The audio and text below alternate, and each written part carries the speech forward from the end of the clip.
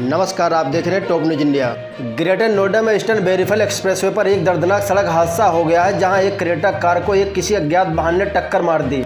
ये टक्कर इतनी जबरदस्त थी कि कार सवार तीनों लोग अंदर ही फंस गए। सूचना पर मौके पर पहुंची पुलिस बड़ी मशक्कत के बाद तीनों को बाहर निकालकर अस्पताल पहुंचाया, जहां इलाज के दौरान तीनों ने दम तोड़ दिया। बिना मुंडेर के कुएं में एक तेज रफ्तार बोलेरो गिर गई। हादसे में एक युवक की दर्दनाक मौत हो गई, जबकि उसका चचेरा भाई गंभीर रूप से घायल हो गया। बोलेरो सवार दोनों युवक बीमार बुआ को मंदिर छोड़कर आ रहे थे, लेकिन रास्ते में बोलेरो अनियंत्रित होकर कुएं में जा गिरी। हादसे के बाद आसपास लोग कुएं की तरफ दौड़े, लेकिन तब तक गाड़ी पूरी तरह से कुएं में डूब चुकी थी। लोगों ने बोलेरो सवार और भोला राम को रस्सियों से बाहर निकाला और भवानी मंडी अस्पताल पहुंचाया, जहां प्राथमिक इलाज के दौरान उसकी गंभीर हालत में कोटा रेफर कर दिया गया। वहीं दूसरा युवक गाड़ी में फंस गया था, जिसके कारण उसको बाहर नहीं निकाला जा सका और उसकी मौत हो गई। रैली में शामिल होने जा रहे कार्यकर्ताओं की स्कॉर्पियो सामने से आ रही कार से जा भिड़ी। कार सवार 3 लोगों की दर्दनाक मौत हो गई। 8 कार्यकर्ता सहित 10 लोग गंभीर रूप से घायल हो गए। घायलों को डिस्ट्रिक्ट हॉस्पिटल रेफर किया गया है। उत्तर प्रदेश के कौशाम्बी में सुबह ट्रक और कंटेनर में भीषण टक्कर हो गई। हादसे में 3 लोगों की दर्दनाक मौत हो गई, जिसमें 2 गाड़ियों के ड्राइवर और एक ट्रक के क्लीनर शामिल है, जबकि कंटेनर के क्लीनर को 4 घंटे रेस्क्यू के बाद बचा लिया गया। गैस कटर से गाड़ी को काटकर तीनों शव को बाहर निकाला गया।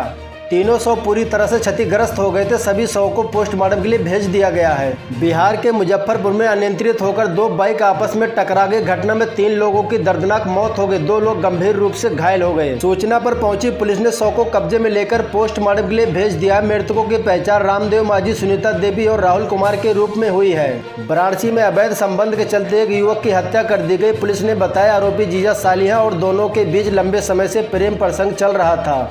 महिला के पति को जब इसकी जानकारी हुई तो उसने विरोध करना शुरू कर दिया। इसके बाद पत्नी अनीता ने पनील को कोल्ड ड्रिंक में जहर मिलाकर दे दिया, फिर प्रेमी के साथ मिलकर गमछे से उसका गला घोंट दिया। नई दिल्ली रेलवे स्टेशन पर रेलवे की बड़ी लापरवाही सामने आई है। यहाँ बारिश के बीच खंबे पर करंट आ रहा था। जब यहाँ से दिल्ली की एक महिला गुजर रही थी, रास्ते में भरे पानी से बचने के लिए खंबे के पास से गुजरने लगी। इसी दौरान खंबे के संपर्क में आने से महिला को करंट लग गया। महिला को अस्पताल में ले जाया गया, जहाँ उसने दम तोड़ दिया।